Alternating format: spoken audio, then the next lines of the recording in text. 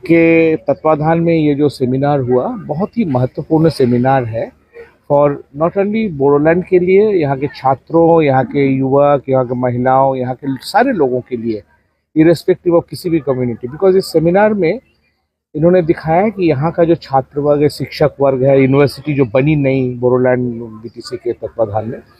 उन्होंने एक बहुत ही अहम मुद्दा लिया था डिस्कशन करने के लिए कि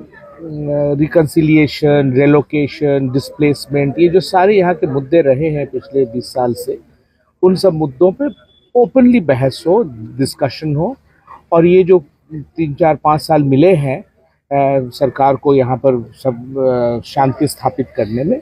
वो शांति क्या बहाल रहेगी या फिर से कोई मुद्दे उभरेंगे। इसमें इस सेमिनार में बाहर से लोग आए थे, जैसे मैं जेएनयू से हूँ, यहाँ से लोकल डेनमार्क से लोग हैं, यहाँ के बहुत अच्छे अच्छे सारे बोडोलैंड, गुवाहाटी यूनिवर्सिटी, बाहर से लोग आए और सब ने बहुत प्यार से इस विषय पर बहुत गहराई से चिंतन और मनन किया। और जो छात्र हैं, यहाँ के जो वॉलंटियर्स हैं, सब ने मिलकर अच्छे सवाल पूछे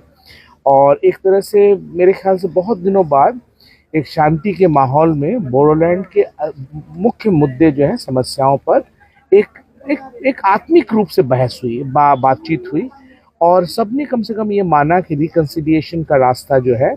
वो लंबा होता है, बट शांति के जरिए ही वहाँ पहुँचा जा सकता है। अभी भी लोगों के पास हो सकता है ज़मीन नहीं हो, वो रेलोकेट नहीं हुए हों, डिस्प्लेस अभी भी शायद